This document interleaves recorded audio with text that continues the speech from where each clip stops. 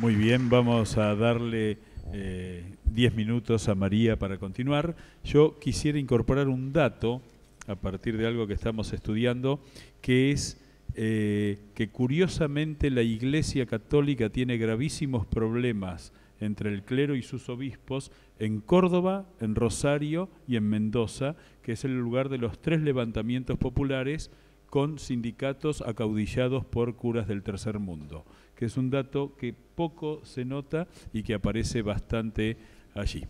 Quería destacar 2 o 3 cosas que me surgieron al hablar Larraqui. Una, en agosto del 72 son los muertos de Trelew, de los dirigentes de la alta dirigencia de la guerrilla. El 23, creo, de septiembre del 73 es el asesinato de Rucci. Es decir, Perón ha sido electo presidente y su mujer 2 días antes, creo, unos pocos días antes. Sí, bueno, son 2 días de diferencia, gracias por la precisión. Y ese asesinato que, bueno, lo ha traído a la memoria con mucha información Ceferino Reato en Operación Traviata, es el apriete de Montoneros, un gesto loco de alguna manera, de Montoneros a Perón para decirle aquí estamos, Rucci es uno de los responsables de Seiza, nosotros exigimos nuestra parte porque la vuelta de Perón la hicimos posible. Y Perón obviamente piensa que la vuelta de Perón la hizo posible él porque era la figura convocante y Rucci era un hombre a quien él quería mucho, se sintió muy, muy tocado por ese hecho. Y con relación a los militares, de los cuales me hice poca referencia, pero Larraqui hizo más referencia, también nos podemos preguntar si en el 73 la opinión militar pensaba en realmente darle el gobierno y el poder al peronismo, fuera Cámpora o fuera Perón, o pensaban en un respiro para volver. Yo creo que en eso, como en todo, hay sectores militares que debemos distinguir. Había sectores muy antiperonistas y que fueron los que surgieron luego ante la ausencia de Perón, lo que podía ser Videla y Viola. La designación de Videla como jefe fue uno de los errores de Isabel, pero había un sector que habían pertenecido al peronismo, el general Iñiguez y muchos otros de esos que formaron su grupo, Jorge Sosa Molina y otras personas que lo acompañaron en la Casa Militar y en Olivos, y que pertenecían a una tradición de peronismo que Numa Laplane también, que quería realmente que el peronismo volviera a integrarse a la nación. Y finalmente estaban los que estaban a la expectativa nomás de los acontecimientos. Eso por una parte. Por otro, cuando se mencionó todo ese proceso de Frondizi, y yo les dije al principio que era tan fácil para el peronismo convocar mayorías, me acordé que en 1957 se hicieron las elecciones para la Convención Constituyente, de la reforma constitucional, que muchos dijeron como lo que hoy se dice de las PASO, es decir, un recuento para ver dónde estaba cada cual. Y en esa oportunidad, la Unión Cívica Radical del Pueblo, que acababa de dividirse, la Unión Cívica Radical Intransigente y el voto en blanco, tuvieron un voto bastante parejo. Es decir, el peronismo en el exilio era 1/3 y no mucho más. De ahí la estrategia de Frondizi de sumar las 2 electorados para ganar la elección, lo cual no significó para poder gobernar. Y finalmente la Iglesia está profundamente dividida.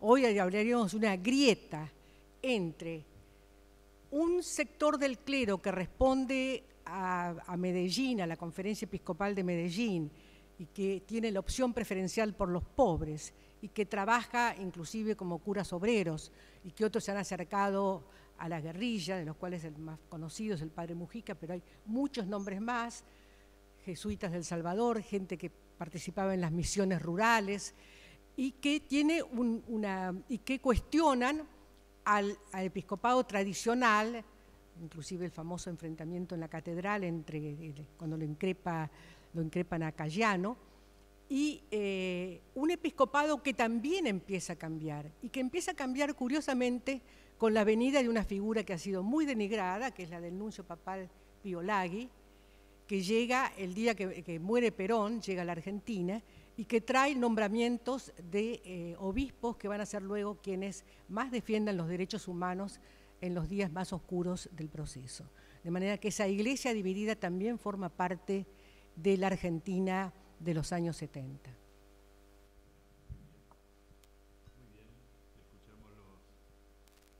Escuchamos los 10 minutos que le corresponden.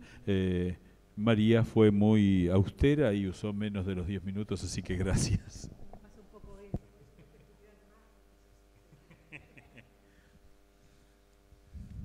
Bueno, yo voy a tratar de completar lo que dejé pendiente en la última etapa de todo este proceso electoral. Y obvié mencionar el tema de... Sí.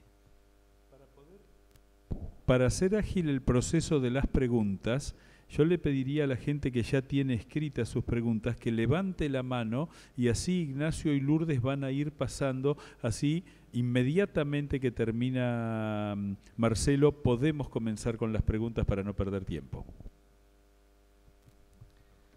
Sí, voy a hacer foco en dos situaciones del tema de los presos políticos de la liberación del 25 de mayo del 73 y lo que yo empecé a llamar la incidencia de la Guerra Fría dentro del peronismo, para tratar de desarrollar esos dos focos y no irme en un relato largo, digamos.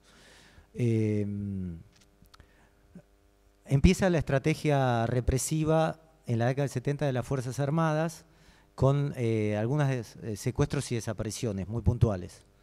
En el año 70, en el año 71, y también hay un ataque muy importante de la FARC contra un, no me acuerdo el grado, creo que contra un teniente, Azúa, que es el primer muerto militar por parte de la guerrilla. Y esto empieza como respuesta la idea de desarticular ilegalmente a las guerrillas a través de distintos secuestros de dirigentes, de la FARC, del ERP y luego de montoneros, a través de desapariciones en el año 70, 71 y 72, pero a una escala obviamente muchísimo menor de lo que fue posteriormente.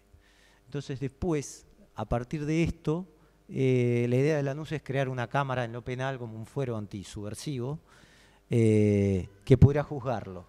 Hay mucha gente en el mundo periodístico, académico, en el imaginario, de que o en el imaginario social, de que esta fue una oportunidad de justicia que después se desaprovecha en el año 73 cuando se libera a los presos políticos. La creación de lo que vulgarmente es conocido como el camarón. Simplemente quisiera decir que esa cámara en lo penal que funcionaba enfrente del Teatro Colón, los jueces eran elegidos por los militares, no había instancia de apelación al juicio, es decir, que se condenaba y no se podía apelar, con lo cual se rompía las garantías constitucionales, y después obviamente los detenidos eran sometidos también a torturas antes de declarar, y cuando le decían al juez me torturaron en la comisaría, el juez descartaba cualquier denuncia. Pese a eso hubo muchos condenados que fueron entrando a las cárceles en la etapa de Lanuse, creo que más de 500, y la cárcel de máxima seguridad obviamente después pasa a ser la de Rawson, muchos recordarán el buque Granaderos, pero esto también se fortalece la idea de militancia revolucionaria justamente en las cárceles por parte de la guerrilla, y se produce la fuga de Trelew, de Rawson, y el posterior fusilamiento. Con esto quiero decir que la idea que está en la campaña es ni un día gobierno popular con presos políticos. Y se hace, bueno, en el fin de... Yo lo escribí, lo investigué en mi libro Primavera Sangrienta, los presos salen sin nada, con un papel que tiene Abal Medina, un supuesto indulto que no era nada, se descomprime, de voto. El indulto llega al día siguiente por parte de Righi, ni siquiera esa misma noche se firma el sábado 24, y el fin de semana se vota en la madrugada en el sábado a la tarde se vota en diputados, y en la madrugada del Senado del domingo se vota la amnistía para presos políticos. Es decir, saliendo, digámoslo, y después se hace la amnistía. Lo único que quiero mencionar con esto, que después obviamente muchos vieron como el germen posterior de todo este proceso, esta degradación, que fue votado por todo el Parlamento argentino. Incluso en las elecciones de abril, del 15 de abril del 73, que erigen a De la Rúa como senador, ¿no? Lo propone también De la Rúa, la libertad de los presos políticos. Es decir, no es una cuestión del peronismo, fue una cuestión de radicalismo. Como decía Trócoli, empecemos un país 0 kilómetros, ¿no? Decía el propio radical Trócoli, como diciendo que había que empezar desde cero. Esto es un punto nada más. Y el otro punto, que es lo que viene después, es la Guerra Fría dentro del peronismo, porque el peronismo empieza a dividirse entre yanquis y marxistas de alguna manera, ¿no? Entonces ya no hay posibilidad de acuerdo interno que se da en Ezeiza. Perón ya, mi impresión es que Perón no tiene idea del grado de violencia que está dentro del peronismo, que se había gestado dentro del peronismo, y por la lucha por la herencia de Perón. Es un Perón que, por más que maneje a través de cartas, a través cuando llega al país se da cuenta el país que tiene, y se da cuenta que a Montoneros no lo puede domesticar como él suponía. Es cierto que también con la destitución de Cámpora no hay ningún espacio, se terminan todos los espacios políticos de la izquierda y se va dando a través de las intervenciones federales de distintas provincias, y entonces ya empieza el enemigo interno de la Guerra Fría que proponía Onganía, que podía ser un obrero de una fábrica como potencial enemigo interno, termina estando dentro del peronismo. Es decir, el peronismo se divide entre amigos, entre leales y enemigos. La mejor explicación que podemos dar de esto es la novela de Soriano, No habrá más penas ni olvido, en Colonia Vela, que dentro del mismo municipio empiezan las acusaciones de que este es de ortodoxo, este es la derecha, este es comunista, etc. Es decir, todo eso en el 73, el peronismo de alguna manera queda prisionero de la Guerra Fría, del enfrentamiento oeste-oeste. Y un dato último, en cuanto a si esto se podía haber evitado, del golpe del 76.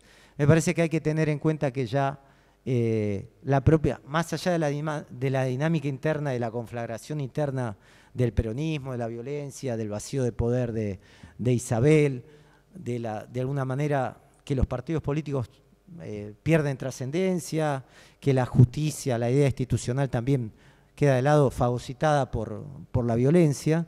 Me parece que hay que entender que ya no es un tiempo de democracia, producto justamente de la Guerra Fría. En ese momento del mundo había 30 democracias, tal cual las entendimos hoy, democracias republicanas, digámoslo, pero sobre todo ya Estados Unidos, no sé si resistiría una democracia como el caso de Chile, porque fue un gobierno socialista electo por el voto popular, y ya Estados Unidos tiene en mente que son mucho más cómodas para la defensa del hemisferio occidental, para la seguridad occidental, tener una dictadura militar que tener un país democrático, ¿no? ¿Por qué? Porque las guerrillas no eran fuertes solamente en la Argentina, sino también en todo el continente latinoamericano. Entonces, yo también abriría una ventana de análisis al golpe del 76,